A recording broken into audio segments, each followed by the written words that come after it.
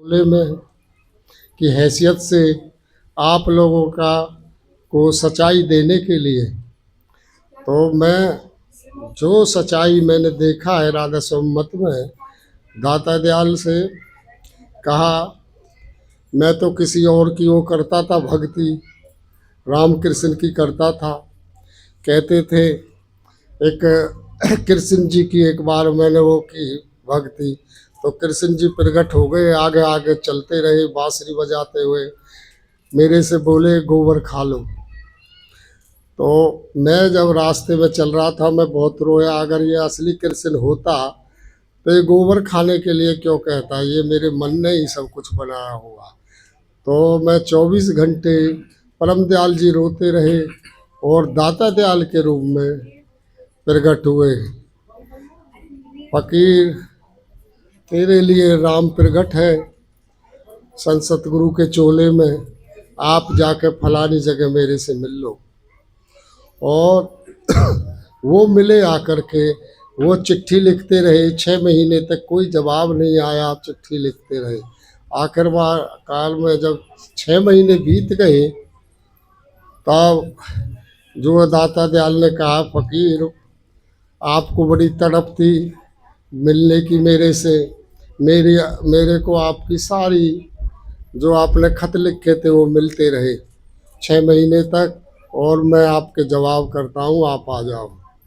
उसके बाद में परम दयाल जी गए और उन्होंने दाता दयाल से नाम लिया। तो दाता दयाल ने उस टाइम जो है आर्य समाज में थे। दाता दयाल आर्य समाज की बहुत किताबें सेवा करते थे, 5000 पुस्तकें लिखी उन्होंने। तो आर्य समाजियों ने लाहौर में दाता दयाल का जो वो थी प्रेस थी वो सब जला दी और सब छोड़ करके भाग गए। तो बाबा फकीर गए परम दयाल जी, उन्होंने कहा दाता ने, फकीर तू ही एक ऐसा पुरुष है जो मेरे पास आया, नहीं सब मेरे को छोड़ के चले गए।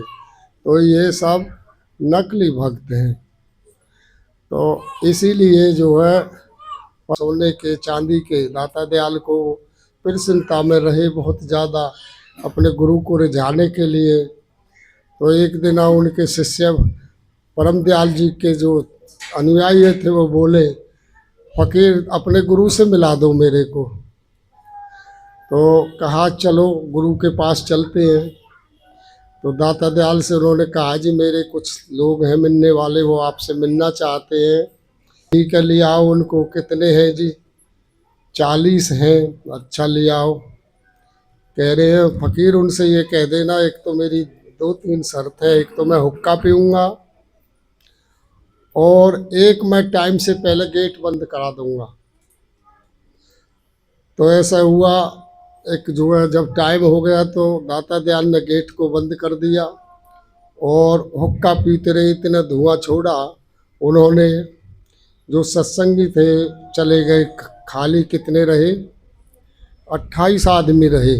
कहा फकीर अब ये अधिकारी हैं, और तो वो वैसे ही थे। तो दाता दयाल का करिश्मा इतना था कि कहा फकीर जो मैं कहता हूँ आप उसको तालीम को बदल देना, सच्चाई को गल देना, क्योंकि गुरुओं ने बहुत जहर फैला रखा है संत मत के प्रति।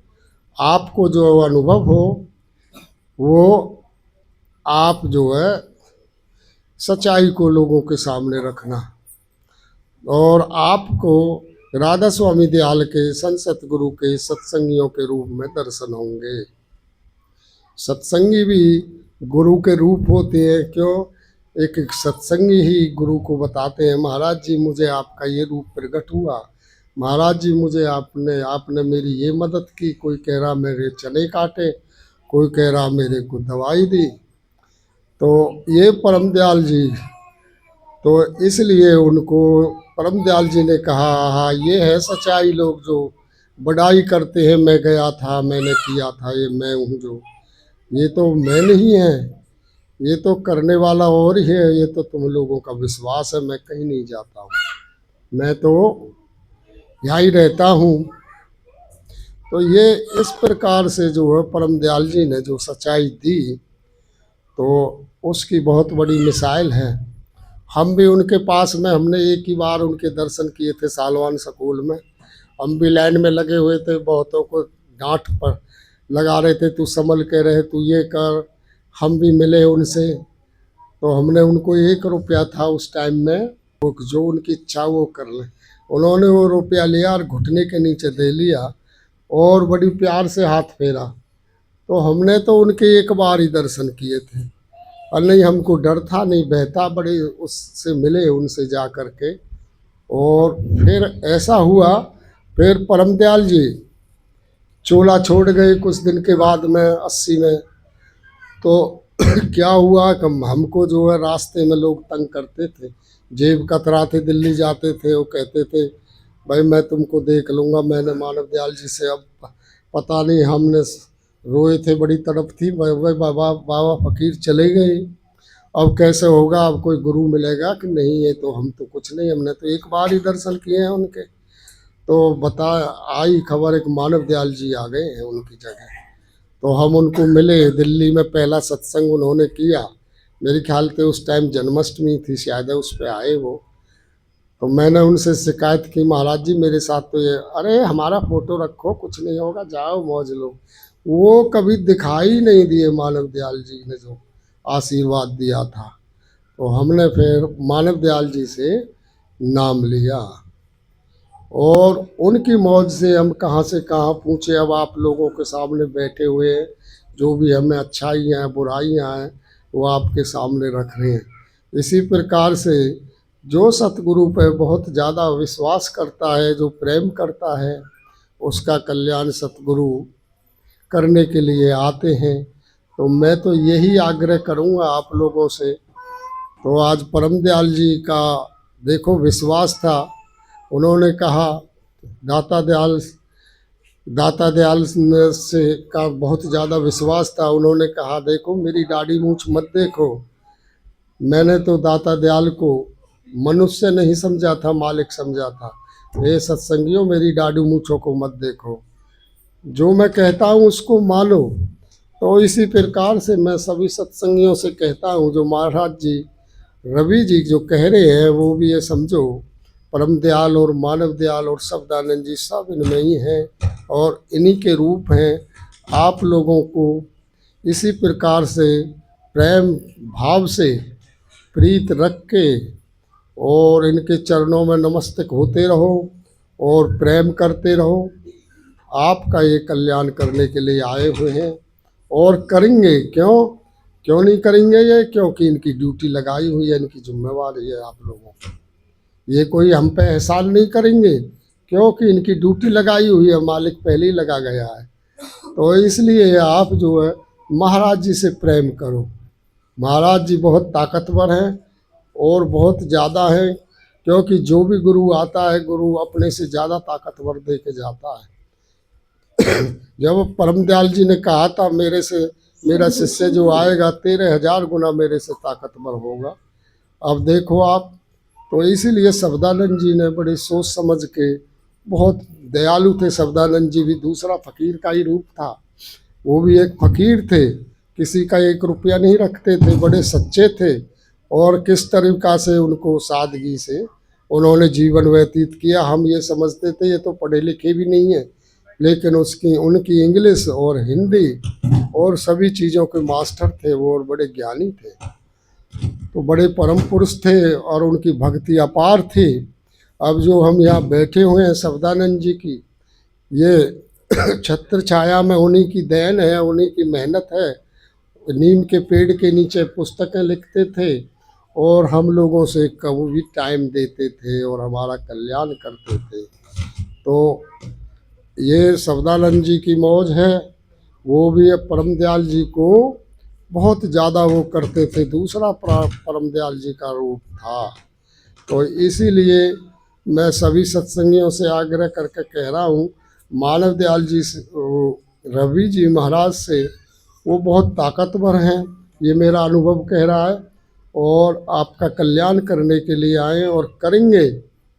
आपको कहाँ से कहाँ ले जाए कि, लेकिन क्या है, आप आते रहो, प्रेम करते रहो सतगुरु से और प्रेम में ही सब कुछ ताकत है, क्योंकि हम तो वही बताएंगे जिससे हमको फ़ायदा हुआ। हमने भी मानव दयाल जी से बहुत प्रेम किया था, तो उन्हीं की मौज है हमारे ऊपर। फरीदाबाद में भी रहे थे उनके पास बहुत दिन तक, तो महाराज जी भी आते थे उस टाइम में, ये भी बड़ी सेवा करते थे, पैरों में सो जाते थे, करते रहते थे। तो बहुत ज़्यादा कहते थे ये काम उनको दे दो रवि जी को। कहाँ है रवि जी? हाँ जी। तो ये बड़े नम्रतापूर्वक हाँ महाराज जी हाथ जोड़ के खड़े हो जाते थे।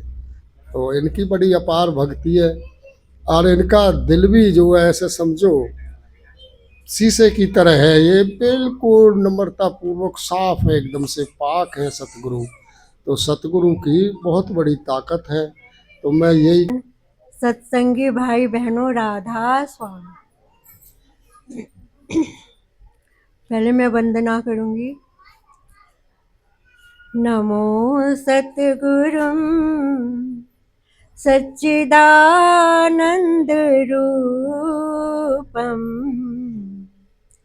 नमो अद्भुतम् अद्वितीयम् अनूपम्, नहीं रूप कोई है सब रूप तेरे, सब है पर जा और भूप तेरे। धरा संत अवतार जग को चिताया, दुखी दीन को अंग अपने लगाया। दिया सत का जीवन, दिया संग सत का, मिला सत का जीवन। तेरे शीश पर तन मन है अर्पण।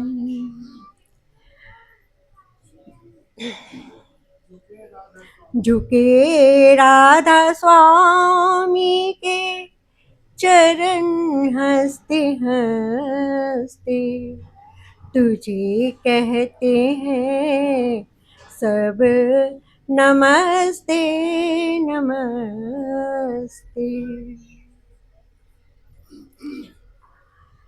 आज फकीर बाबा जी के जन्मदिन की आप सबको बहुत बहुत बधाई हो। मैंने फकीर बाबा जी के दर्शन नहीं किए और ना मैं उनसे कभी मिली, लेकिन हाँ, मानव दयाल जी महाराज जी के पास उनके चरणों में आने के पहले 4 साल पहले मैंने उनको सपने में देखा था, फकीर बाबा जी को और मानव दयाल जी महाराज जी को। तो मैं तब जानती नहीं थी कि ये संत हैं और इस दुनिया में मौजूद हैं और ये मुझे मिलेंगे कभी।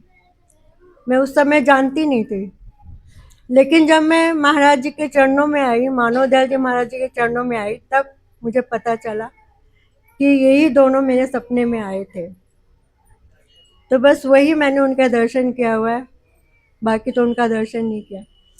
जब मानव दयाल जी महाराज जी मुझे मिले तो मेरी खुशी का कोई ठिकाना ही नहीं था।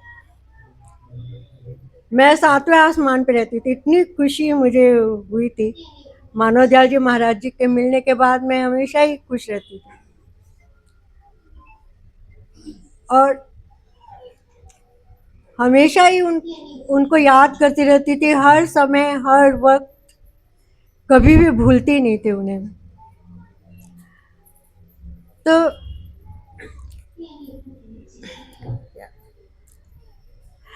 महाराज जी जब मुझे मिले थे तब मुझे पता नहीं था कि ये संत की क्या ताकत होती है, संत क्या कर सकते हैं। उनको पहले से सब पता होता, वो त्रिकालदर्शी होते हैं, ये सब मुझे पहले पता नहीं था। तो एक दिन एक अनुभव हुआ मेरे साथ, तो मुझे पता चला। वो क्या अनुभव था? हम लोग 1992 की बात थी। महाराज जी हमारे घर आए, हम लोग नागपुर में रहते थे उस समय। तो महाराज जी आए, हमारे यहाँ सत्संग हो गया और लंगर और प्रसाद के बाद मैंने कहा महाराज जी आप चल के थोड़ा सा आराम कर लीजिए। तो मैं उनको लेकर के अपने कमरे में आई।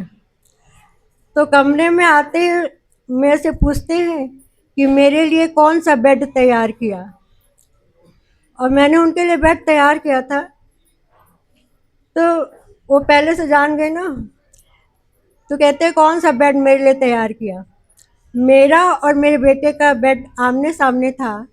तो मैंने क्या किया था कि मैंने अपने बेड का जो गद्दा था ना, वो बेटे के बेड के गद्दे के ऊपर बिछा दिया। कॉटन का गद्दे थे दोनों ही। मैंने कहा ये सॉफ्ट होंगे तो महाराज जी को आराम मिलेगा, महाराज जी को अच्छा लगेगा। तो मैंने महाराज जी से इशारा किया कि महाराज जी उधर आप सो जाइए उस पे। महाराज जी मेरे बेड के पास खड़े थे, कहते नहीं मैं तो इसी में लेटूंगा। मैंने कहा नहीं महाराज जी उधर अच्छा है, आप उधर लेटे। बोलते हैं नहीं मैं तो इसमें ही लेटूंगा।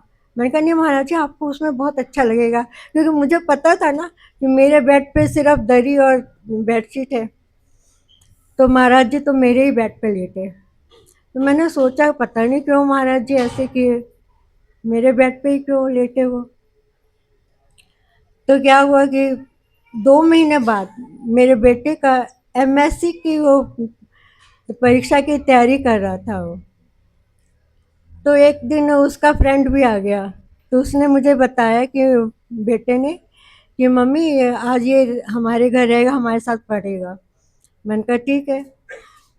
तो रात को मैं तो अपना सो गई, वो लोग पढ़ रहे थे।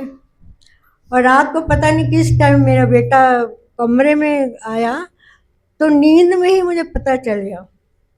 गहरी नींद थी मुझे उस समय, लेकिन फिर भी मुझे पता चल गया। तो मैंने उससे पूछा कि पढ़ाई हो गई? कहता हाँ हो गई। तो मैंने उसके फ्रेंड के लिए मैंने पूछा कि वो कहाँ सो रहा है? तो कहता वो रवि के रूम में सो रहा है। तो मैंने कहा रवि के बेड पे सो रहा है? कहता नहीं मैं नीचे सो रहा है। मैंने कहा नीचे कुछ बिछाया? कहता हाँ दरी बिछा दी। ये सब नींद में वार्तालाप हो रहा है मेरा। तो फिर मैंने सोचा कि देखो ये दोनों कैसे हैं, खुद तो ये लोग बेड पे सो रहे हैं, उस बेचारे को नीचे सुलाया और फिर उसको पिल्लो भी नहीं दिया होगा। तो मैं अपना पिल्लो दे के आती हूँ, नींद में मैं बोल रही हूँ। तो लेकिन मैं गई नहीं। तो फिर क्या हुआ कि मेरे पूरे बाल पीछे से पकड़ के ऐसे निचोड़ा कि जैसे गीले तौलिए को निचोड़ते हैं। तो इतनी दर्द हुई मेरे सिर में, मेरी आँख खुल गई। आँख खुल गई तो लेकिन दर्द नहीं और कुछ भी नहीं है। फिर मेरी आँख बंद हो गई। पता नहीं उस दिन मेरी कैसी नींद थी। फिर आँख बंद हो गई, फिर मैं सोच रही हूँ कि मैं उसको जाके अपना पिल्लो दे के आती हूँ, लेकिन गई नहीं। फिर वही दोनों हाथ मुझे दिखे, नींद में मुझे दिखे वो दोनों हाथ, और कस के मेरे बालों को निचोड़ा। तो और दर्द हुई मुझे ज़्यादा। तो फिर आँख खुल गई और देखा तो कुछ भी नहीं है और सिर में दर्द भी नहीं है। फिर आँख बंद हो गई। तीसरी बार तो इतने कस के निचोड़े उन दोनों हाथों ने, मेरे बालों को भयंकर दर्द हुई। मेरी नींद खुल गई, मेरे हाथ में पिल्लो, मैं खड़ी हो गई जाके उसको पिल्लो दे के आई। और जब पिल्लो दे के आई तो आराम से सो गई, कोई दर्द नहीं, कोई कुछ नहीं था। सुबह उठ के मैं सोचने लगी कि ये मेरे साथ क्या हुआ था रात को, ये क्या हुआ। फिर मैंने सोचा ये मन का खेल होगा ना, मन ही करता है ये सब, मन ही ने किया होगा ऐसा। फिर तुरंत मुझे महाराज जी का वो याद आ गया सीन कि वो मेरे बेड पे क्यों सोए थे। मेरे बार बार मना करने पर भी वो मेरे बेड पे सोए थे। उनकी रेडिएशन भी कई दिनों तक थी मेरे बेड पे। तो हो सकता है कि मेरा और कुछ ज़्यादा बुरा होना होगा तो उन्होंने मुझे बचाया। ऐसा सोचने का मेरा 2 रीज़न था। एक तो वो जो एयरफोर्स स्टेशन था वो सिटी से दूर एक पहाड़ी था, उसके ऊपर बना हुआ था। तो एयरपोर्ट स्टेशन सिटी से दूर ही होते हैं, तो वहाँ कोई आता जाता नहीं था। तो जो सिटी में जो मर्डर हो जाता था या कोई ऐसी लावारिश लाशें होती थी ना, तो लोग वहीं पे डाल जाते थे।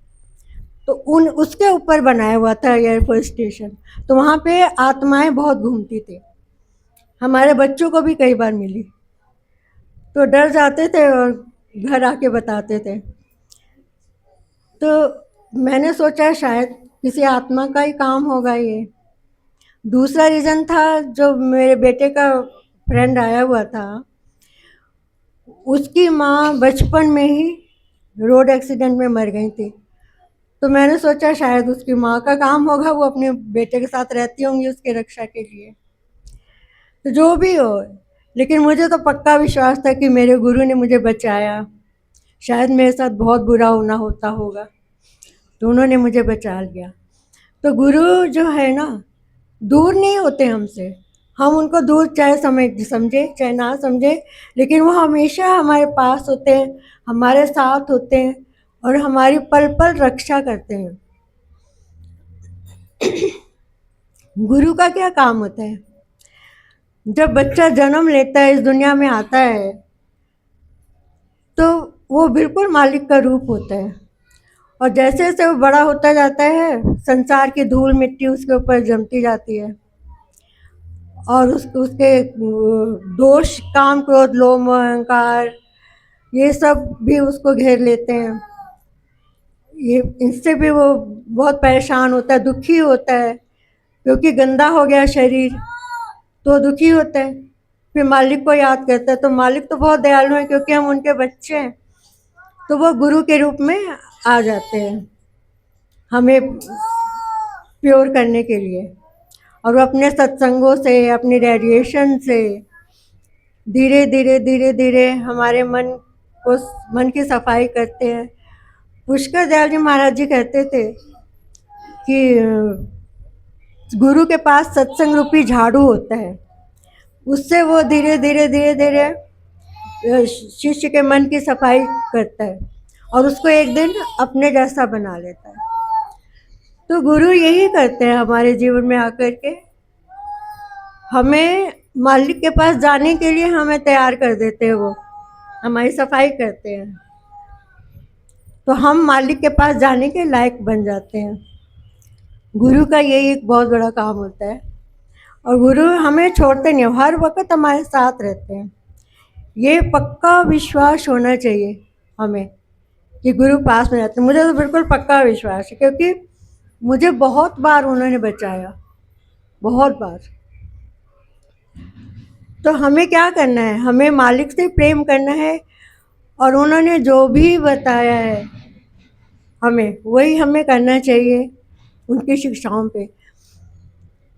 तो जो ये हमारा जो पंथ है ना, ये सत्य का पथ है। तो मैं बचपन से ही बोलती थी भगवान से कि भगवान मुझे ना सत्य के पथ पर ले चलिए और मुझे सारे बुराइयों से बचाइए। तो मेरी प्रार्थना सुन ली और मुझे मानव दयाल जी महाराज जी की शरण मिली और मेरा जीवन कितना बदल गया। तो हमारे जितने भी गुरु हैं ना, उन्होंने बड़ी सच्चाई से काम किया और अभी भी कर रहे हैं। महाराज जी देखिए आपके सामने ही है, कितना प्रेम है, कितनी सच्चाई से वो काम कर रहे हैं महाराज जी। ये असर दिख रहा है। हमारे जो यंग हैं बच्चे, उनको देख के कितना अच्छा बोलते हैं वो। मेरा तो बहुत मन खुश है इन बच्चों से।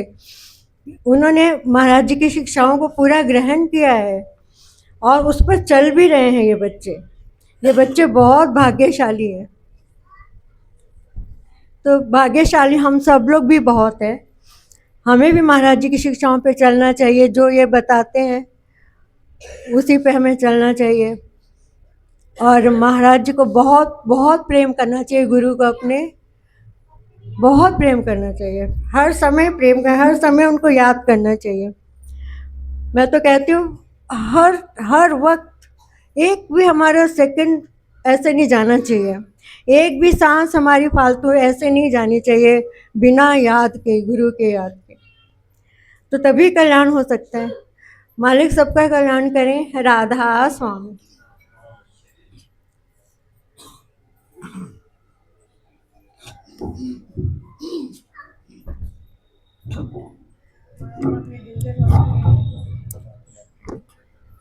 राधा स्वामी।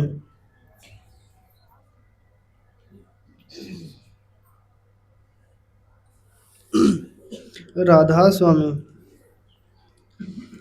कोई दुख सुख का नहीं, दाता तेरी है भूल सब, कर्म अपने करते हैं अनुकूल और प्रतिकूल सब, कोई दुख सुख का नहीं, कर्म की प्रधानता की क्या नहीं तुझको समझ, कर्म की प्रधानता की क्या नहीं तुझको समझ, कर्म से आनंद है और कर्म ही है सूल सब, कर्म से आनंद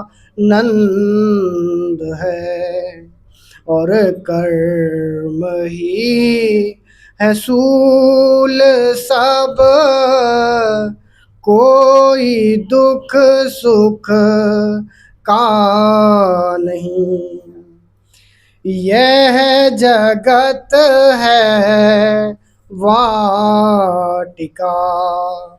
करते हैं प्राणी आके काम, यह जगत है वाटिका,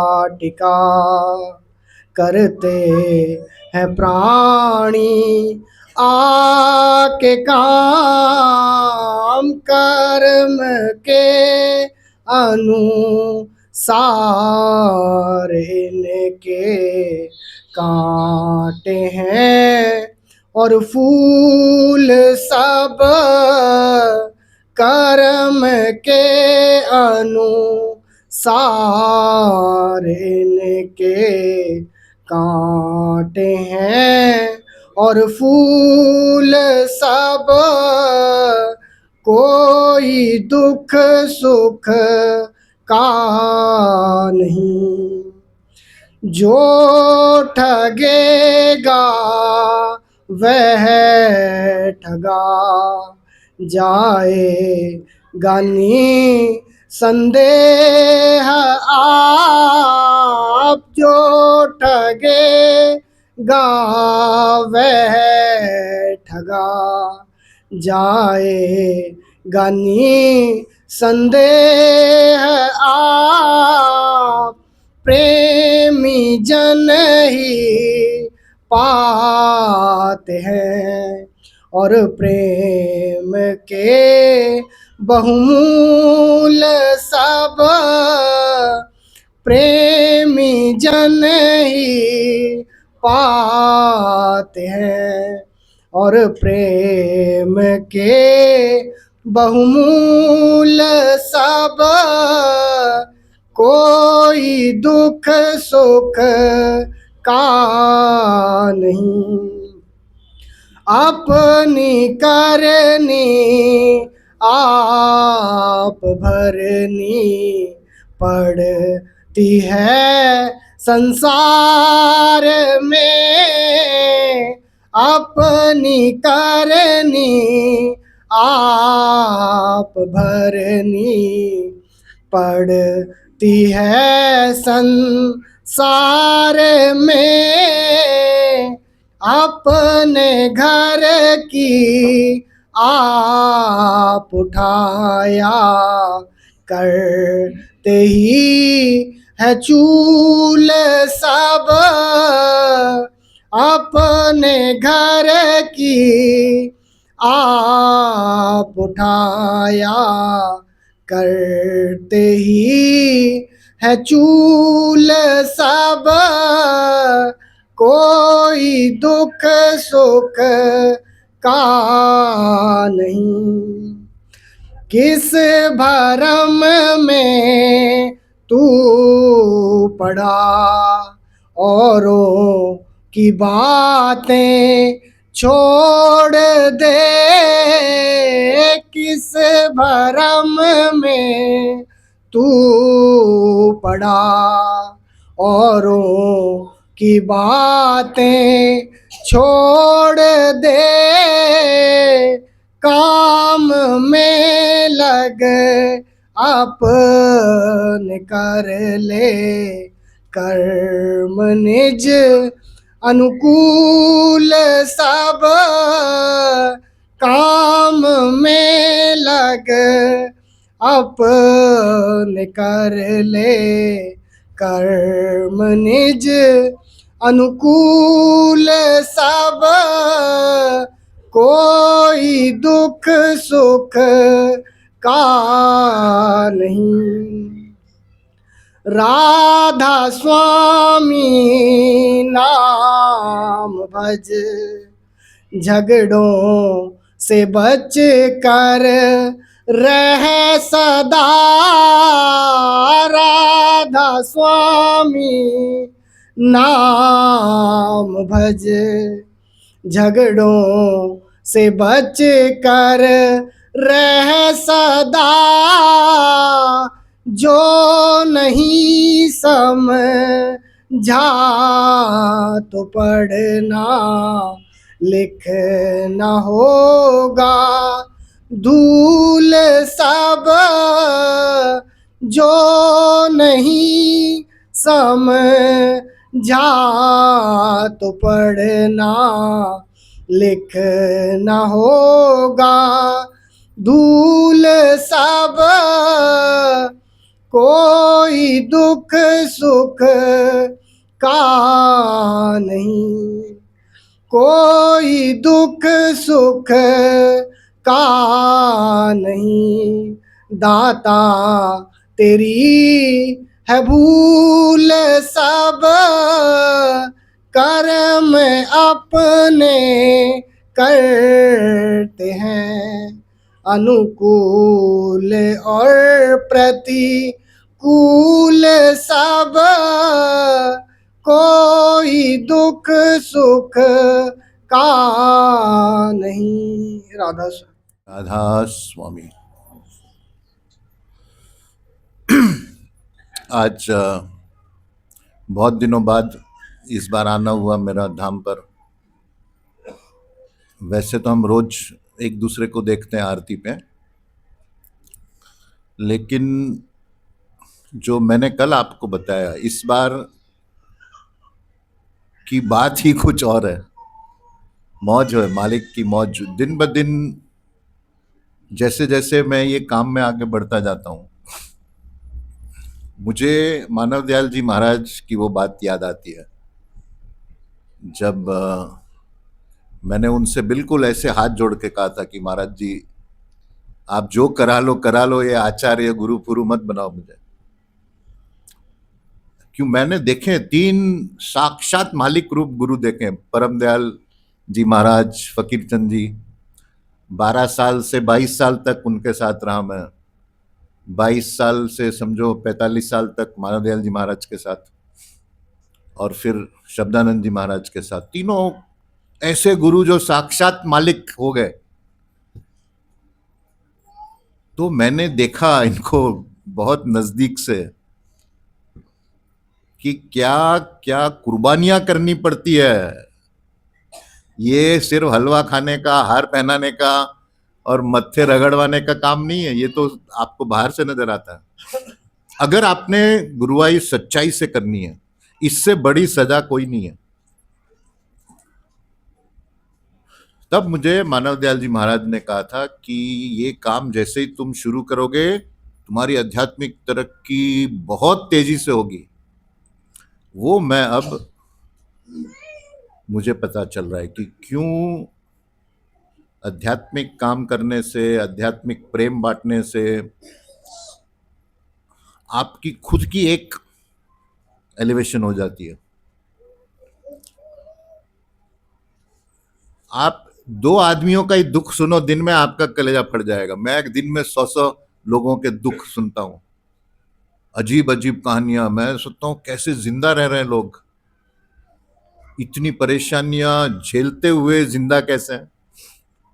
इतने बड़े बड़े दुख लेके हर कोई आदमी घूम रहा है, और फिर वो दुख हमको भी टच करता है। तो ये जो काम है, जैसे जैसे इसको आगे ले चलते हम लोग, और आप सब मेरे साथ हो इसमें, तो यह क्या करता है कि जैसे ही आप मुझे अपनी परेशानी सुनाते हो, तो मुझे तो जाना पड़ता है अपने अंदर, क्योंकि मेरा तो कुछ नहीं है। महाराज जी से गुहार लगानी पड़ती है, और वो बहुत एनर्जी खत्म होती है। आपको लगता है बस ये आंख बंद करके कुछ भी बोल देता है, ऐसा नहीं होता है काम। एनर्जी खर्च होती है, कनेक्शन एस्टेब्लिश करना पड़ता है। तो अगर मैं ये काम नहीं करता तो मैं वो उस हालत में पहुंचता ही नहीं जहां इतनी डेस्परेशन, इतनी नहीं, डेस्परेशन यानी मतलब कि और कोई चारा ही नहीं, डेस्परेट, बस यही एक चारा है। और फिर मालिक को याद करना कि इसका जो है ये काम पूरा हो जाए। और क्या होता है उससे, मन आपका खाली होना शुरू होता है। जैसे ही आप देखो एक नौजवान लड़का या लड़की है, वो जैसे ही अपने बॉयफ्रेंड और गर्लफ्रेंड के बारे में सोचता है या सोचती है, क्या होता है, मन खाली हो जाता है। क्यों? जबरदस्त इच्छा, जबरदस्त लगाव, जबरदस्त प्रेम। तो वैसे ही जब आप ऐसी जगह पहुंच जाते हो कि बस अब कोई चारा नहीं, शरणागति होना है, तो फिर वो काम होता है। वो डेस्परेशन में, वो एक कि बस यही एक रास्ता और दूसरा कोई रास्ता नहीं। इसीलिए बाबा फकीर हमेशा बोलते थे कि एक को पकड़ के रखो। हमारे हिंदुओं में ये एक कमजोरी है। आज राम को पकड़ेंगे, कल कृष्ण को, हनुमान को, शिव जी को, और सबकी तस्वीरें अपने मंदिर में लगा के रखेंगे कि भाई सारे भगवान खुश, किसी को नाराज नहीं करना है। वो गलत बात है। एक के होके रहो, क्योंकि वो जो परमदयाल जी महाराज बोलते थे कि जो कुछ आपको मिलना है आपके अंदर से मिलना है। ये देवी देवता, मूर्ति, गुरु भी, ये सहारा होता है आपको अंदर चलने का। ये आपका काम नहीं करते, काम आप ही अपना करते हो, लेकिन ये एक खुटी होती है, आप टांग देते हो उसमें कि भाई गुरु को पकड़ लिया, हनुमान जी को पकड़ लिया, इसको, और उन काम होते हैं उनके सारे। लेकिन आध्यात्मिकता अगर चाहिए, प्योर स्पिरिचुअलिटी, तो इससे ऊपर उठना पड़ता है। स्वामी रामकृष्ण परमहंस का क्या हुआ? सारी जिंदगी काली माँ की भक्ति करते रहे। स्वामी विवेकानंद भी को भी उन्होंने काली माँ से इनिशिएशन कराया। मैं तो पूरा विवेकानंद में था पूरे जवानी में। और फिर क्या हुआ? जब उनके गुरु तोतापुरी मिले उनको, तो तोतापुरी रामकृष्ण परमहंस को बोले, अब काली का गला काट दे, अब काली तेरे काम की नहीं। तो रामकृष्ण परमहंस बड़े रिवोल्टिव हो चुके, बोले ये कैसा, काली तो मेरी देवी है, काली का गला कैसे काटूं मैं? तो फिर तोतापुरी को बोलना पड़ा कि मैं तुझे छोड़ के चला जाऊंगा अगर तूने काली का गला नहीं काटा तो फिर रामकृष्ण परमहंस पूछते हैं, तो वो काटने की तलवार कहां से लाऊं? तो तोतापुरी बोलते, जहां से काली लाई वहीं से तलवार भी ला। मन का खेल। मन से ही काली बनाई, मन से ही तलवार लाई, मन से ही काटा। और जैसी रामकृष्ण परमहंस ने कहा, वो जैसे गला काटा वो विलीन हो गए, क्योंकि वो आखिरी जो एक सहारा था वो भी चला गया। तो परमदयाल जी महाराज की जो आज जन्म तिथि है जो हम मना रहे हैं, एक बात आप बिल्कुल ये अपने इसमें बांध के चल लो कि मैं ये जो सारा अपना आराम वैभव और ये सब छोड़ के यहाँ बैठा हूं तो फ्री का नहीं बैठा हूं। मैं यहाँ कुछ बड़ा काम करने बैठा हूं, और वो सारे हथियार भी मेरे पास हैं जिससे मैंने ये काम करना है। जो हमारे गुरुओं का काम है ये एकदम सच्चाई और प्योर स्पिरिचुअलिटी, एकदम शुद्ध आध्यात्मिकता। परमदयाल जी महाराज की आप जिंदगी देखो, मैं बहुत छोटा था, 12-13 साल का, मुझे याद है ये जो शब्द अरुण ने पढ़ा अभी, कोई दुख सुख का नहीं दाता, कर्म अपने करते हैं प्रतिकूल और अनुकूल सब। उनका पहला नियम क्या था मानवता का? शारीरिक और मानसिक ब्रह्मचर्य। अभी देखो, मैं एक दिन नेट पे देख रहा था, किसी गुरु का मैंने सुना कि आजकल युवा बहुत आत्महत्या कर रहे हैं। तो मैं फिगर्स देख रहा था, मेरा तो दिमाग हिल गया। हम छोटे थे तो दूसरे हमारी वजह से आत्महत्या करते थे, इतने हम लोग मस्त रहते थे। आजकल बच्चे आत्महत्या कर रहे हैं, टीनेज सुसाइड, अपनी जान ले रहे हैं। क्या बात है? क्योंकि कहीं भी ये शिक्षा नहीं है कि आप किसी भी टीनेज बच्चे को 23-24 साल तक अगर वो अपना शारीरिक और मानसिक ब्रह्मचर्य नहीं रखता है, परमदयाल जी बोलते हैं या उसको मेरे जैसा गुरु लूटेगा या डॉक्टर लूटेगा। क्योंकि एक मानसिक कमजोरी आ जाती है, आपका जो जीवन का सोर्स ऑफ एनर्जी है वही आप खत्म करते हो, तो फिर उसका ब्रेन से कनेक्टिविटी है, आपका ब्रेन और आपका माइंड वो कमजोर होना शुरू हो जाता है। आप देखो मानसिक बीमारियों पे कितने, अभी एक कंट्री है, मैं नाम नहीं लूंगा, $10 बिलियन सरकार ने रखा है मानसिक रोगों की हीलिंग क्या बोलते हैं, उपचार के लिए। ये है मानसिक। आजकल देखो ना आप, बच्चे, अरे हम डिप्रेशन में आ गए, अरे हम प्रेशर में आ गए, अरे हम ये सारा क्या अंदर की ही खेती है आपकी। तो परमदयाल जी महाराज जो इस शब्द में बोलते हैं कि दाता दयाल को परमदयाल जी महाराज ने अपने पिताजी की चिट्ठी भेजी थी, उनके पिताजी को उनके रिश्तेदार तंग करते थे, तब दाता दयाल ने ये शब्द परमदयाल जी को लिखा कि कोई सुख दुख का नहीं दाता, तेरी है भूल सब, कर्म अपने करते हैं प्रतिकूल और अनुकूल सब। कर्म की प्रधानता की क्या नहीं तुझको समझ, कर्म से आनंद है और कर्म से और शूल सब। अब देखो आप, जो कर्म है ये सिर्फ कर्म शरीर वाला कर्म नहीं है, उससे ज्यादा खतरनाक मन का कर्म है। मैं परमदयाल जी के अंग संग्रह करीब, मैंने आपको बताया कश्मीर में 12 दिन 24 घंटे, तो उस दौरान उन्होंने कहा,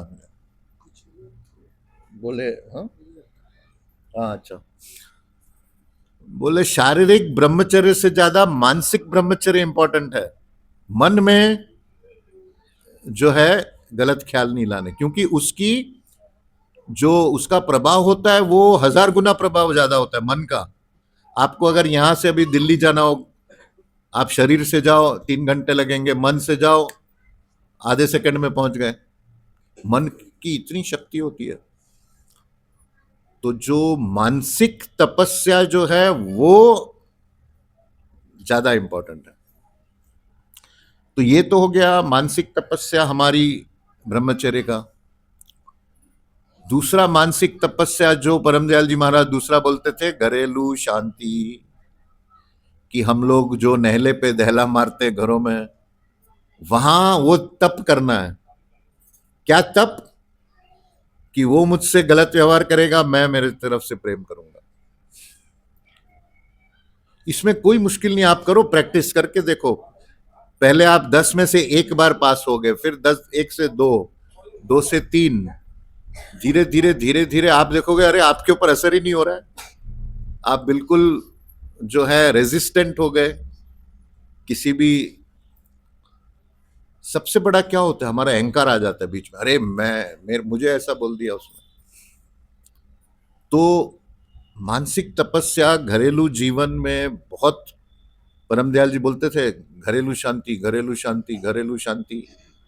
अगर नहीं बनती है तो अलग हो जाओ, लेकिन घर के अंदर जो है वो वाइब्रेशन ऑफ एनिमिटी, हेट्रेड, वो घर के अंदर नहीं होनी चाहिए, नहीं तो कोई ना कोई विपत्ति आएगी उस घर में। तो मानसिक तपस्या पे वो मानसिक कर्म और घरेलू शांति पर, ये परम दयाल जी के ये छोटे छोटे नुस्खे थे, साधारण सी बातें करते थे वो। कि उनका क्या मानना था, आध्यात्मिकता किसको चाहिए, किसको भगवान चाहिए। हमको अगर भगवान ले भी गया तो हम वही ढूंढेंगे यार, वहां बॉलीवुड की पिक्चर मिलेगी क्या हमको स्वर्ग में। हमको जो आनंद हम यहां लेते वहां भी हमको वही आनंद चाहिए। तो प्रेम जो है, जो इसमें इस शब्द में आया है, जो आखिरी शब्द है प्रेम का, कुछ लिखा है ना लुल्ला, हाँ, जो ठगे जाएगा निसंदेह, प्रेमी जन ही पाते हैं, और प्रेम के मूल सब कोई दुख सुख का नहीं। प्रेम जो है ये एक एक्शन नहीं है। हम लोग हमेशा कंफ्यूज करते हैं। परम दयाल जी बोलते थे जैसे नाम है, नाम जप की ओम ओम ओम ओम नमः शिवाय, ये नाम जप नहीं है। प्रेम भी ऐसा एक एक्शन नहीं है, एक अवस्था है। नाम एक अवस्था है, प्रेम एक अवस्था है, एक कंडीशन है आपके माइंड की। जो एक प्रेम से कंडीशनड माइंड होगा वो दूसरा कुछ कर ही नहीं सकता है। लेकिन क्या है, हम 24 घंटा उस अवस्था में रह नहीं सकते। मैंने आपको मेरे 3-4 अनुभव बताए कि जब मैं एकदम क्लिक हो गया, एक 3-4 बार ऐसे हुआ, तो ऐसा लगता था मुझे ये कुत्ता है इसको गले लग जाओ, ये औरत है इसको, ये मर्द है, ये बच्चा है, ये बुढ़ा है, सबके गले लगो, गले लगो। जैसे शराबी होता है, शराबी से बड़ा प्रेमी कोई नहीं होता है, नशा होता है। उस अवस्था जो है, उस अवस्था में आप किसी से नफरत कर ही नहीं सकते हो। लेकिन फिर उस अवस्था को आपने दिमाग में रखना है कि एक अवस्था प्रेम की आती है। मैंने आपको बताया कि जिससे मेरा सबसे बड़ा झगड़ा होता था, तो मैंने उसको फोन किया। फिर जब मैं उस अवस्था में चला गया और फिर उसने मुझे कहा, बोला यार तेरी तबीयत ठीक है ना, आज बड़े प्रेम से बात कर रहा है। उस दिन मैंने रियलाइज किया कि गलती उसकी नहीं है, गलती मेरी है, क्योंकि मैं प्रेममय नहीं हूं, इसीलिए उसके साथ वो व्यवहार नहीं कर रहा हूं जो अब कर रहा हूं मैं। जो जितना भी हम बोलते ना, अरे यार ये बहुत अहंकारी है। मैंने आपको बताया एक किस्सा मेरी वाइफ का, कि मैंने उससे कहा, बोला अरे वो नया बॉस आया बहुत अहंकारी है। मुझे बोलते हैं देखो आप जब आए थे ना दुबई, 1988 में दुबई गया था और 96 की बात है, बोला 8 साल में आपका अहंकार इतना बढ़ गया आपको मालूम नहीं है, बहुत अहंकारी हो गए हो आप। जेब में माल आ गया, नाम हो गया, पोजीशन आ गई, आपका दिमाग बस में नहीं है। तो उसने मुझे जगाया। तो चूंकि मेरे में अहंकार था, मुझे उसमें अहंकार नजर आया। तो जब प्रेमी जन ही पाते, मतलब आप अपने अंदर जो है एक फोकस्ड माइंड, एक कॉन्सेंट्रेटेड माइंड प्रेममय होगा। अगर आपको टेस्ट लेनी है, किसी कोई बोलता है मैं संत हूं, मैं आध्यात्मिक हूं, मैं स्पिरिचुअल हूं, मैं एलिवेटेड हूं, बस एक छोटी सी टेस्ट करो कि इसमें प्रेम है कि नहीं। अगर प्रेम नहीं है तो बड़े से बड़ा ज्ञानी, महर्षि, महामंडलेश्वर, कुछ भी हो 0/0। वो कौन किसने कहा है ना, 2.5 अक्षर प्रेम का, हाँ कबीर, हाँ 2.5 अक्षर प्रेम का। और अगर आप में प्रेम है तो सब दरिया में डाल दो, कुछ किसी चीज की जरूरत नहीं। तो ये बड़ा जो है, मैंने आपको बताया विवेकानंद, मैंने 16 साल की उम्र में सारे 9 वॉल्यूम चाट डाले थे विवेकानंद के। एक एक उसका स्पीच के एक एक वर्ड मुझे याद होता था। और विवेकानंद क्या था, प्रेम से भरे। लोग समझते हैं विवेकानंद जैसी बुद्धि इस पूरे सेंचुरी में किसी की नहीं है, इतनी प्रखर बुद्धि, हर चीज लॉजिकली। वो उन दिनों मैं सोचता था, वो आज जो क्वांटम फिजिक्स नतीजे पे पहुंचा है, मैं 14 साल की उम्र में विवेकानंद की किताबों में वो पढ़ा है मैंने, साइंस। विवेकानंद क्या कर, मैं सोचता था ये क्या बोलता है, ऐसे हो सकता है क्या? बोला जिस दिन वो केमिकल आ जाएगा कि जिससे सारे केमिकल्स बनते हैं तो केमिस्ट्री की पढ़ाई खत्म। जिस दिन वो फोर्स समझ आ जाएगी जिससे सारे यूनिवर्सल फोर्सेस काम करते हैं, फिजिक्स की पढ़ाई खत्म। जिस दिन पता चल जाएगा कि जीव का छोटे से छोटा पदार्थ का है जहां से जीवन पैदा होता है, बायोलॉजी, बॉटनी, ये सब, जूलॉजी, सब की पढ़ाई खत्म। तो मैं सोचता था ये क्या बोलता है, सबका ओरिजिन एक। और फिर वो बोलता था अगर आप अपना हाथ ऐसे उठाते हो तो ये हाथ उठाने का इफेक्ट यूनिवर्स के करोड़ों मील दूर तक इसका इफेक्ट होता है। अब मैंने पढ़ लिया लेकिन मुझे समझ नहीं आई क्या मतलब है उसका। और अब जो है मैं क्वांटम फिजिक्स पढ़ता हूं, वही डिस्कवरीज हो रही है। क्वांटम फिजिक्स में क्या डिस्कवरी, क्वांटम फिजिक्स यानी कि सब एटॉमिक पार्टिकल की स्टडी। जब साइंटिस्ट गए अंदर, वो उन्होंने पाया, बोले एटम सबसे छोटा है। फिर और नीचे गए, प्रोटॉन, न्यूट्रॉन, इलेक्ट्रॉन सबसे छोटे हैं। फिर और अंदर गए, बोले पार्टिकल ही नहीं है, यूनिवर्स में मटेरियल ही नहीं है, सब एनर्जी है। अब अगर सब एनर्जी है तो आप और मैं अलग कैसे हुए? हम अपने को दूसरे से अलग इसीलिए समझते हैं ना कि आपका वो शरीर है, मेरा ये शरीर है। लेकिन अब तो ये डिस्कवर हो चुका है, ये शरीर एक भ्रम है, इल्यूशन है, सपना है। ये आप हम सब सपना देख रहे हैं। एक दिन हम सपने से उठेंगे कि अरे ये तो सारा झूठ का खेल था। तो वो जो है वो एक है, वो एनर्जी, जो फील्ड ऑफ कॉन्शियसनेस एक है। और उसमें शब्दानंद जी महाराज जो बार बार बोलते थे वो एक है। बस पिछले 5 साल बस एक लाइन का सत्संग होता था उनका, वो एक है। उसमें रहना, जब तक आप उसमें रहो नहीं वैसा व्यवहार मत करो। समदर्शिना विषमवर्तिना, कि सब एक जैसे हैं लेकिन व्यवहार सबसे अलग अलग करना है। आप अपने पत्नी से अलग व्यवहार करोगे, बेटी से अलग व्यवहार करोगे, माँ से अलग व्यवहार करोगे, लेकिन प्रेम सबसे करोगे आप, वर्ताव अलग अलग। तो ये जो कर्म है, मानसिक कर्म, पढ़ो। कर्म की पर धानता की क्या नहीं तुझको समझ, कर्म से आनंद और कर्म ही है भूल सब, कोई दुख सुख का नहीं। आप देखो वो क्या बोलते हैं कि आपके ही कर्म से आप सुखी हो, आपके ही कर्म से आप दुखी हो। रोज उठ के प्रैक्टिस करो, क्लीन द स्लेट। अपनी स्लेट सुबह सुबह क्लीन करो। आपको कल किसी ने 10 इंसल्ट की हो, लेकिन सच्चाई से करना है वो, ये नहीं कि आर्टिफिशियल मेकअप नहीं, सच्चाई से कि मैंने उसको माफ कर दिया, मैंने फॉरगिव कर दिया, मैंने अपने मन में वो नहीं रखा जो भी है द्वेष उसके प्रति। ये प्रैक्टिस करते रहना चाहिए, रोज सुबह प्रैक्टिस करते रहना चाहिए। आगे यह जगत है करते हैं प्राणी आके काम कर्म के अनुसार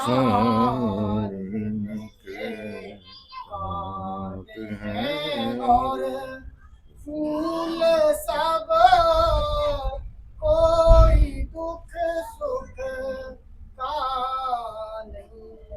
जो हम लोग बोलते हैं कि कर्म, परमदयाल जी महाराज ने आध्यात्मिकता इसीलिए वो बोलते थे, मैं ये एक रिवोल्ट है आध्यात्मिकता में, एक रिवोल्ट, क्रांति, आध्यात्मिक क्रांति है परमदयाल जी की। मैं कल बता रहा था कि मुझे, आप देखो शब्दानंद जी महाराज इतनी ऊंची अवस्था में थे, आंख भी नहीं खोलते थे, एक में रहते थे। छोटी छोटी बातें उन्होंने मुझे बताई, क्या करना है,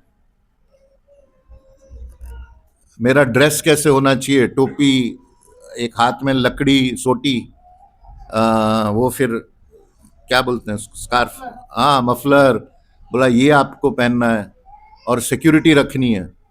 तो मैंने जब सिक्योरिटी सुना तो मैंने सोचा शायद ऐसी दूसरी बार उन्होंने बोला आपको अपनी सिक्योरिटी रखनी पड़ेगी। आप देखो, फिर मैंने सोचा परमदयाल जी महाराज को लोगों ने धमकी दी कि हम आपका मर्डर कर देंगे। क्यों? परमदयाल जी महाराज क्या करते थे, सब गुरुओं की दुकान बंद कराने में लगे थे वो। तो बाबा फकीर उस डेरे में खुद गए, बोले अच्छा मैं खुद आ गया हूं, मुझे मार दो, लेकिन एक बात याद रखना, एक फकीर मरेगा 100 फकीर पैदा हो जाएंगे। तो क्यों? परमदयाल जी महाराज, आप होशियारपुर में जाओ, दाता दयाल की स्टैच्यू है, पहली लाइन वहां लिखी है, नो गुरु और mahatma can give you anything. आपको कोई गुरु महात्मा कुछ नहीं दे सकता। तो ये तो सीधा अपने पैर पे कुल्हाड़ी मार रहे हैं। अगर आपको गुरु महात्मा कुछ नहीं दे सकता तो फिर तो गुरु की दुकान बंद। आगे क्या लिखते हैं वो, उसी प्लकार्ड में लिखा हुआ है, नो गुरु और mahatma can give you anything, whatever you get is the result of your own karmas, your own thoughts. A guru can only mend those thoughts and your life will be changed. बस गुरु का इतना काम है कि गुरु, मेरा क्या काम होता है, मैं आपकी नस पकड़ता हूं कि दर्द कहां से आ रहा है। हाँ, वो बोलते ना इधर उधर की बात न कर, ये बता कारवा क्यों लुटा। मैं वो पकड़ता हूं। आप कितना भी ज्ञान छाटो, जितना भी मेरे सामने नहीं चलने वाला है, वो आपका दर्द का पॉइंट क्या है वो पता है मुझे। तो बस वही है, और क्या है गुरु का काम। और जब काम आपने ही करना है, परमदयाल जी महाराज लिखते थे, मैं जब किसी का काम कर देता तो फिर सालों साल मेरे पास आते ही नहीं थे वो। तो ये कोई खास होता है जिसको मालिक से मिलना होता है। और मैं परमदयाल जी महाराज से, मैं दुख से आध्यात्मिकता में नहीं आया, क्यूरियोसिटी से। कि जब विवेकानंद पढ़ा तो विवेकानंद जैसी बुद्धि, विवेकानंद की बुद्धि ऐसी थी, वो किताब अपने पिलो को क्या बोलते हैं, तकिया के नीचे रखते थे, अगले दिन उनको सारी किताब याद हो जाती थी, page number and line number के साथ। ये दिमाग था विवेकानंद, फोटोग्राफिक मेमोरी। तो विवेकानंद जैसा बुद्धिशाली आदमी वो क्या बोलता है कि अगर तुमको आध्यात्मिकता चाहिए तो जिंदा गुरु होना जरूरी है। इट इज द सिने क्वा नॉन ऑफ स्पिरिचुअलिटी। उस गुरु को तुमको मालिक समझना जरूरी है। ये विवेकानंद के वर्ड्स हैं। और फिर गुरु आपको नाम या मंत्र से गाइड करके फिर आपको वहां ले जाएगा। आप देखो, बुद्धि जो है, बुद्धि एक लेवल तक आपको लेके जा सकती है। अब विवेकानंद ने जब देखा रामकृष्ण परमहंस खांसते थे, उनको गले का कैंसर था, तो वो उनके मन में ख्याल आया, एक दिन बैठे थे, बोले अरे मैं तो इनको भगवान समझता हूं, ये अपने गले का कैंसर नहीं ठीक कर सकते, कैसा भगवान, कैसा गुरु। तो रामकृष्ण परमहंस जैसे हमारे गुरु थे, वो मन की बात समझते हैं आपके। तो बोले नरेन तूने सारी जिंदगी मेरे साथ बिता दी, अभी भी तू वहीं का वहीं बुद्धू रहा है।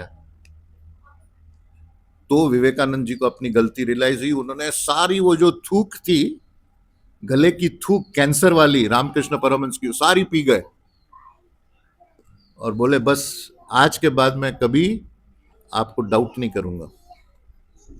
ये होता है, ये सीना बसीना विषय है आध्यात्मिकता का। बुद्धि काम ही नहीं करती, इधर बुद्धि लगाई आप फेल। मैंने आपको बताया इतने किस्से मानव दयाल जी महाराज के साथ। जैसी जो मेरा अगर अहंकार जागता था, वो ठक उनका जो है ऊपर से ही आ जाता था। मैंने आपको बताया एक दिन मुझे अपनी अंग्रेजी पे बड़ा अहंकार था, तो महाराज जी कुछ लिखा रहे थे, मैंने बोला नहीं महाराज जी मैं खुद लिख दूंगा, इसमें कुछ नहीं ऐसा। बोला नहीं नहीं मैं डिक्टेट करूंगा। मेरी 2 लाइन में 6 मिस्टेक निकली।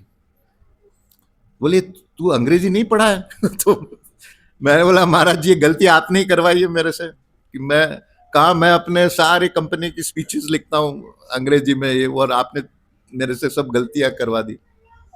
तो गुरु आपके अहंकार को पकड़ता है और अहंकार पे चोट मारता है कि भाई जो है तू कुछ भी नहीं, तू सब कुछ है पर कुछ भी नहीं। तो परमदयाल जी बाबा फकीर की शिक्षा जो थी आध्यात्मिकता, वो क्या थी? सबसे बड़ी शिक्षा कि कोई गुरु आपको कुछ नहीं दे सकता, जो कुछ आपको मिलना है अपने ही अंदर से मिलना है, कर्म से, अपना ही कर्म।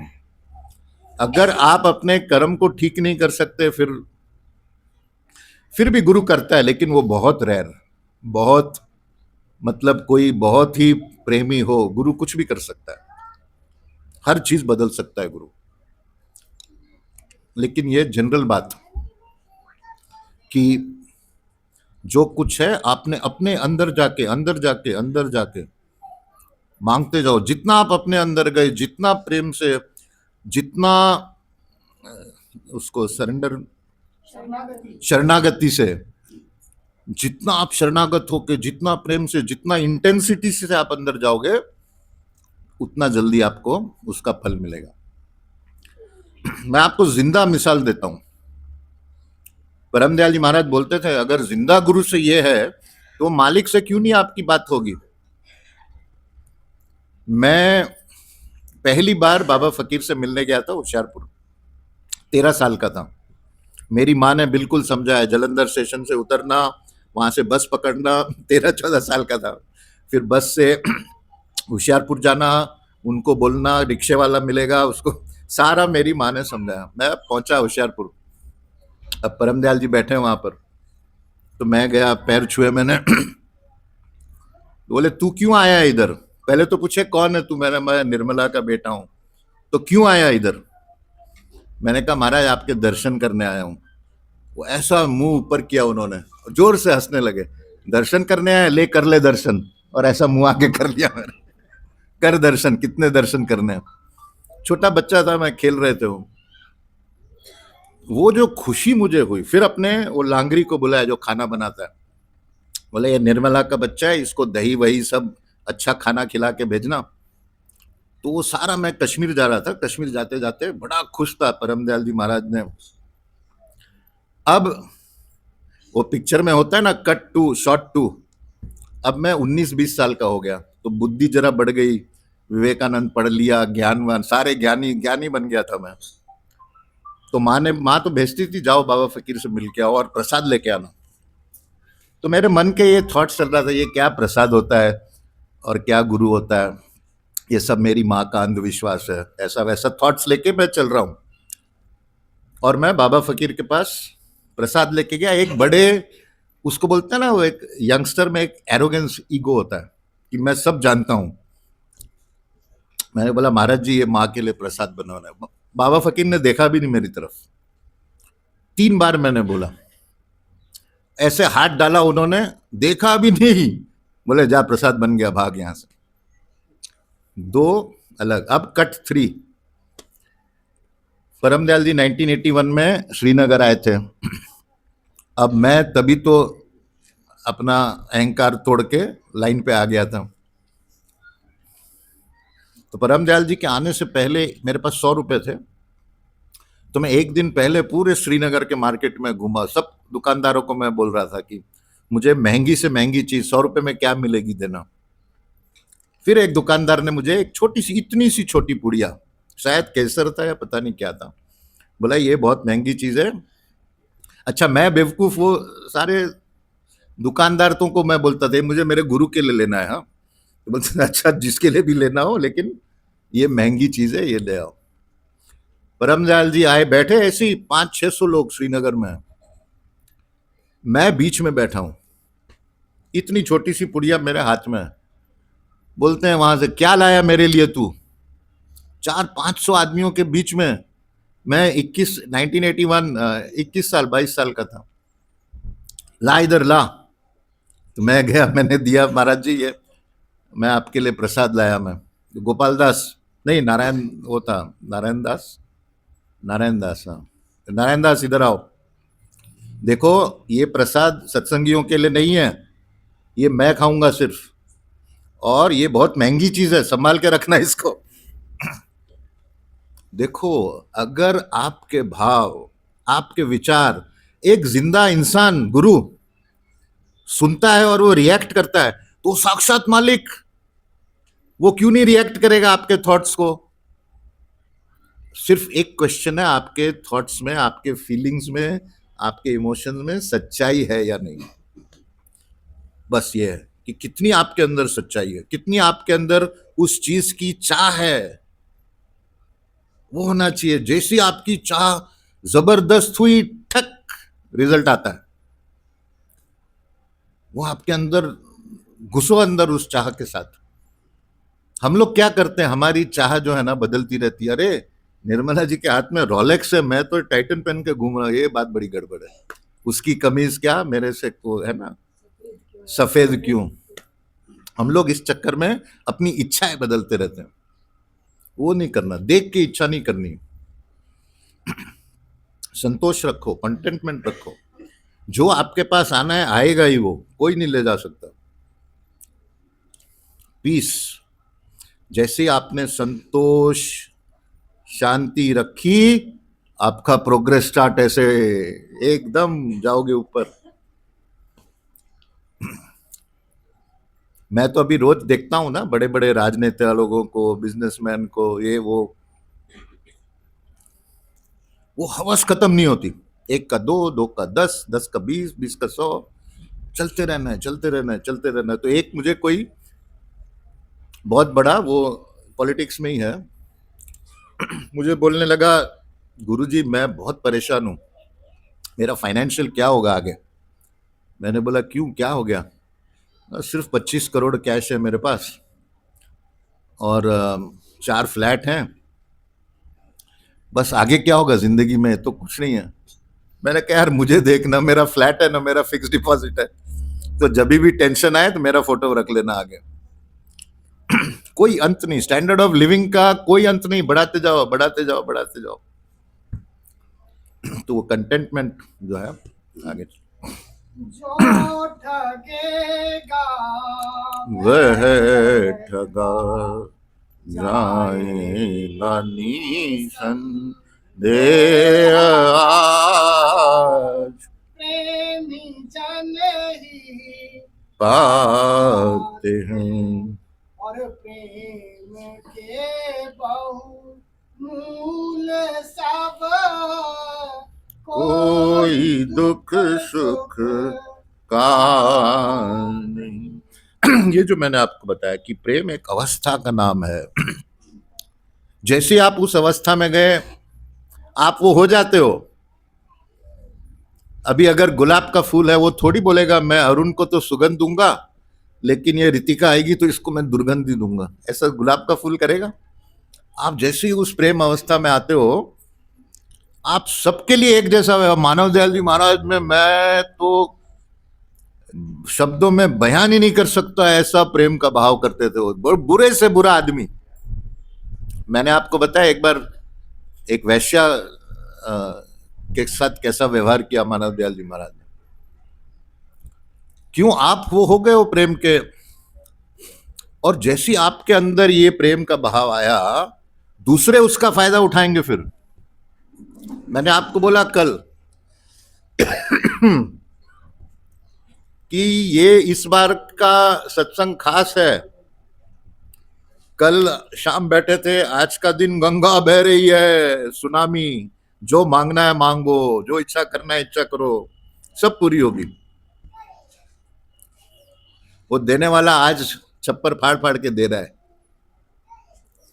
आप लूटो। क्यों, क्या होता है, उस अवस्था में कमी नहीं होती, किसी चीज की कमी नहीं होती, लेकिन क्या है, प्रेमी जन ही पाते हैं। आपने अंदर वो सफाई करनी है, प्रेम लाना है। आगे चलो। अपनी करनी आप भरनी करती है संसार में अपने घर की आप उठाया।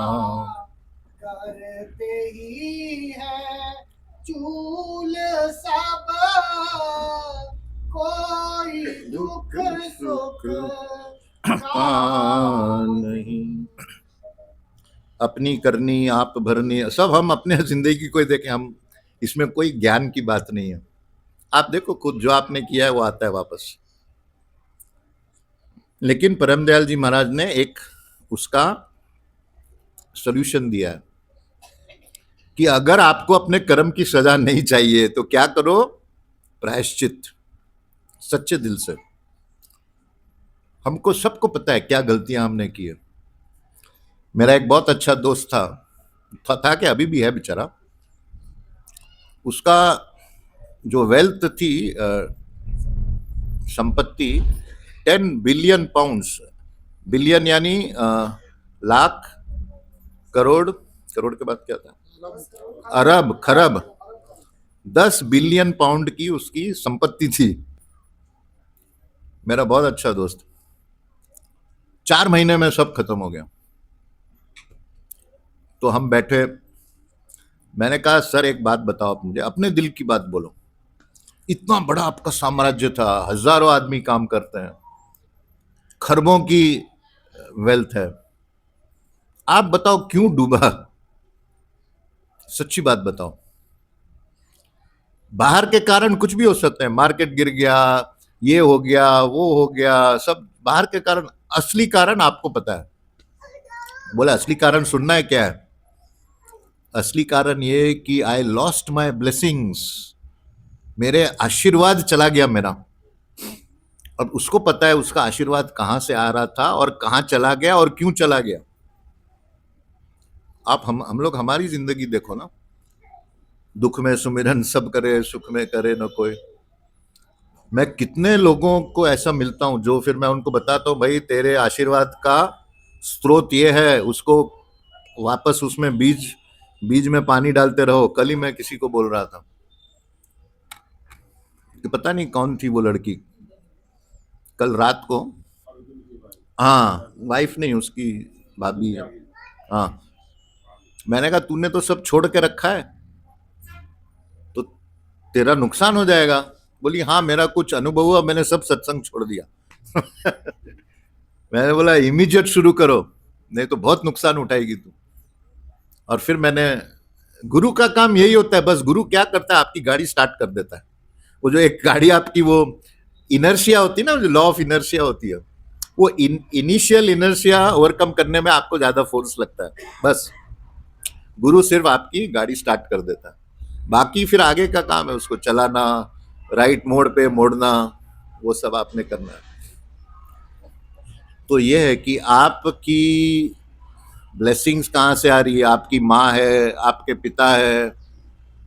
कोई भी आदमी अपनी माँ की डिसरिस्पेक्ट, जो अनादर, माँ का अनादर करके कोई कहीं पहुंच नहीं सकता है। ये मैं गारंटी से आपको लिख के देता हूं। हमारे नेताजी हैं इधर, हाँ वो नेताजी बैठे हैं, तो मैं उनको बोल रहा था, उनके घर गया मैं, सावित्री जी भी बैठी हैं इधर, तो मैंने उनको कहा आप इलेक्शन लड़ो, बस तैयारी करो, मैं आ रहा हूं, अभी घर में तुम्हारे आशीर्वाद दूंगा मैं।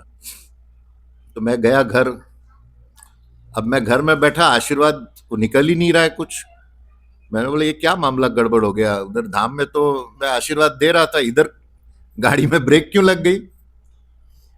फिर मुझे ये थॉट आया, मैंने बोला शायद इनकी माँ का सपोर्ट नहीं है इसमें। फिर मैंने सावित्री जी को बुलाया, मैंने कहा बेटा आपका इलेक्शन लड़ रहा है, आपकी इच्छा है क्या? बोला मेरी बिल्कुल इच्छा नहीं है। मैंने कहा बेटा तेरे को भगवान भी तेरी मदद नहीं कर सकता, गुरु तो छोड़, गुरु तो 0/सन्नाटा है। भगवान, अगर माँ की आप माँ का आदर नहीं करते हो, माँ की इज्जत नहीं करते हो, एक और घर है यहाँ पर, मैं बोल बोल के थक गया कि माँ बाप का तुम रिस्पेक्ट नहीं करते हो, तकलीफ आएगी। और तकलीफ आई बहुत। मैंने उनके घर में जाके बोला था उनको। तो देखो कहाँ मुझे माँ के पावर ने मुझे रोक दिया कि नहीं भाई इनको आशीर्वाद नहीं देना है। तो ये माँ आपकी, आपका स्तोत्र है वो, आपके माँ पिता, वहां से आपका आशीर्वाद आ रहा है, उसमें अगर आपने कमी की कुछ नहीं मिलेगा। एक मैं आपको दुबई का किस्सा सुनाता हूं, मेरे पास ऐसे बहुत सारे फ्रेंड हैं। तो हम बैठे थे, एक मेरा दोस्त है वो भी काफी आध्यात्मिक है। तो एक हम बैठे थे, 4-5 टेबल छोड़ के एक दूसरा मेरा दोस्त बैठा था, वो मेरा इंतजार कर रहा था। तो मुझे देख के वो बोल रहा है मेरा दोस्त, वो जो है बंदा उसकी तो हालत बहुत खराब है और उसका इलाज मेरे पास है। मैंने बुलाया उसको, तो बोला देख बेटा तेरा सामान भी घर के बाहर फेंक दिया है, रोड पे है तेरा सामान, तुझे न खाने को है, न पीने को है, न रहने को है। बोला हाँ मेरी हालत ऐसी हो गई है, और दुबई की बात है। बोला देख एक बात है, तूने 5 साल से माँ से बात ही नहीं की है फोन पे, 5 साल हो गए, तुझे कोई मदद नहीं कर सकता तेरी। बोला मैं क्या करूं, मेरी वाइफ नहीं मानती है। बोला वाइफ को छोड़, बैलेंस करना सीख, वाइफ भी अपनी जगह, माँ भी अपनी जगह। उसने स्क्रिप्ट बोला, बोला अभी मेरे फोन से फोन कर, ये बातें बोल माँ को और माफी मांग। उसने माँ से फिर माफी मांगी और 3 महीने बाद फिर उसकी सारी जिंदगी पलटा खा गई। बोलने का मतलब क्या है कि जो आपका, जहां से आपका आशीर्वाद पनप रहा है उसको आप कभी सूखा मत छोड़ो, उसको हमेशा। और क्या है वो स्तोत्र? हमारे अंदर हमारी आत्मा, आत्मा का खाना क्या है? ध्यान। जब तक आप ध्यान नहीं करोगे, आध्यात्मिकता भूल जाओ। तो ये जरूरी है आगे। किस भरम में तू पड़ा औरों की बातें छोड़ दे, काम में में लग अपने अपने कर्म निज अनुकूल सब। कोई दुख सुख हम लोग जो है दाता दयाल इसमें क्या बोलते हैं? काम में अपने लग, औरों की बातें छोड़ दे। हम लोग क्या करते हैं, हम औरों की बातें पकड़ के रखते हैं, अपना काम साइड में रखते हैं। मेरा एक दोस्त था, वो भी है, सॉरी, वो डायमंड, उसको किंग ऑफ डायमंड बोलते हैं, सारे विश्व का डायमंड किंग। तो वो एक दिन बैठा, हम ऐसी बात कर रहे थे, मैं जब उसके पास जाता तो सारी मीटिंग कैंसिल कर देता था अपनी। बोले पंडित जी सत्संग करेंगे। तो एक बात मुझे कहानी सुनाया, बोला हमारी डायमंड की फैक्ट्री में समझो मेरे से मिलने कोई आया, तो शाम को अगर चाइनीज वर्कर होगा उसको बोलेंगे तुझे पता है कौन मिलने आया था? चाइनीज वर्कर बोलेगा मैंने तो देखा ही नहीं, कोई आया था क्या मिलने? बोला अच्छा ठीक है। बोला फिर जो है यूरोपियन वर्कर होगा, बोला तुमको पता है कौन आया था? बोला मैंने देखा कोई एक आदमी आया था, पता नहीं कौन है। फिर बोला अच्छा एक अरबी वर्कर होगा, उससे पूछूंगा। बोलेगा हाँ आया था, उसका नाम ये था। बोला लेकिन इंडियन वर्कर को अगर मैं पूछूं, अरे आज कोई आया था तुझे पता है कौन था वो? बोला हाँ सर, वो ये था, उसका बाप ये था, उसकी माँ ये थी, उसका बेटा ये था, वो ये काम करता था, उसका इतना उधारी है, उसका इतना डिपॉजिट है। बोला वो इंडियन वर्कर मुझे सारी कच्चा चिट्ठा खोल देगा। क्या है? औरों की बातें पकड़। दाता दयाल क्या बोलते हैं? औरों की बातें छोड़ दे, काम में अपने लग। हम लोग औरों की बातें में ज्यादा दिलचस्पी, मजे लेते हैं उसमें। अरे आज वो उसके साथ भाग गई, अरे आज वो उसके चक्कर में फंस गया, आज हम लोग चस्का लेते हैं। तो दाता दयाल बोलते हैं कि औरों की बातें छोड़ दे, काम में लग अपने, कर दे कर्म निज। और अगर आपको किसी की बात पता भी चल जाए, कभी नहीं बेटा वो बात करनी। किसी की कमजोरी पता भी चले, किसी की भी अच्छाई आप उजागर करो।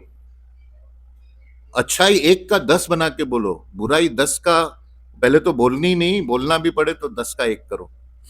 कोई बुरा नहीं होता, कोई बुरा नहीं होता। तो इसीलिए काम में लग अपने, कर ले कर्म निज अनुकूल सब। आगे राधा स्वामी राम जज झगड़ों से बच कर रह सदा,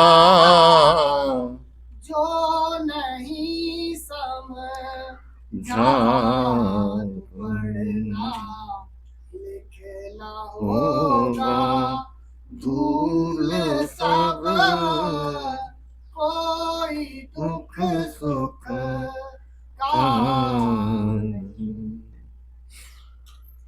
तो ये है कि ये मेरी सबसे फेवरेट लाइन है। राधा स्वामी नाम जप, झगड़ों से बचकर रह सदा। जैसे ही आप अगर राधा स्वामी नाम जपते हो तो झगड़ा ही खत्म। झगड़ा किसका फिर? झगड़ों से बच के रह सदा, बचो झगड़े से। हमेशा झगड़ा अहंकारी से होता है। उसने एक सुनाया, अगर आप सुना नहीं पाए, सारी रात आप जागते रहोगे, अरे कल जैसा मौका मिले मैं 1 का 3 सुनाना है मुझे। फिर आप स्पीच प्रिपेयर करोगे, क्या सुनाना है। उसने 1 हफ्ते पहले ये बोला था, मैं 2 हफ्ते बाद ये बोलूंगी। तो क्या है? राधा स्वामी नाम जब, झगड़ों से बच के रह सदा। आप देखो कैसे चेंज होता जाएगा। ये छोटी छोटी बातें हैं, लेकिन ये बीमारी जो है बढ़ती बढ़ती जाके ऐसे ऐसे ट्रेजेडी आप लोगों ने देखा होगा अपने परिवार में। मेरे बहुत क्लोज एक परिवार था, वो 2 बहुएं आपस में 24 घंटे एक दूसरे की सामने तो एक दूसरे की अच्छी होती है, पीछे से दे बुराई वो बुराई, ये मार वो मार। एक का पति मर गया, एक का बेटा मर गया। तो शुरुआत में ही इसको, उसको इंग्लिश में बोलते हैं निप इट इन द बड। मतलब जैसे ही आप देखो कि ये आ रहा है मेरे, उसको वहीं दबा दो, खत्म कर दो झगड़ा। कुछ लोग होते हैं उनको झगड़े में मजा आता है, जब तक दिन में 10 झगड़े नहीं हो रात को सोते नहीं है। उनकी वो मेकअप वैसी है, आप उनके चक्कर में मत पड़ो। वो तो आनंद ले रहा है झगड़े में। मार्क ट्वेन बड़ा इंग्लिश फिलोसोफर था, उसने बोला don't wrestle with a pig, you will get dirty and the pig will enjoy the game. मतलब किसी सुअर के साथ लड़ो मत, आप गंदे हो जाओगे और सुअर तो मजे लेगा, वो तो गंदगी में रहने की आदत है उसकी। तो हम क्यों उस झगड़े में पड़े? अगर आपके पास आध्यात्मिक दौलत है, अगर आपके पास सच्चे संतों का आशीर्वाद है, अगर आपके पास सच्चे गुरुओं की ताकत है, तो आप ये इतने मूल्यवान हीरे जवाहरात छोड़ के पत्थरों के पीछे पड़े हो। दुनियावी चीज क्या है? दुनियावी चीज बच्चों के लिए शिक्षा नहीं है, मैं बड़ों के लिए बोल रहा हूं। बच्चों के लिए तो आगे बढ़ते रहना, लेकिन इसके लिए झगड़ा नहीं मोल लेना, ये दाता दयाल बोलते हैं। आगे खत्म। हाँ, तो ये था परम दयाल जी महाराज का जो शिक्षा की मैंने निचोड़, इस पे तो जो है दिनों दिन बोल सकते हैं, लेकिन जो उनका निचोड़ है वो मैंने आपको बता दिया आज के दिन। और ये मैं आपको किसी इससे नहीं बोल रहा हूँ कि आज बिल्कुल सच्चे दिल से अभी हम राधा स्वामी की आरती करेंगे, आंख बंद करके। अपनी जो भी इच्छा हो वो मालिक से मांगो, जरूर पूरी होगी वो। करें राधा स्वामी।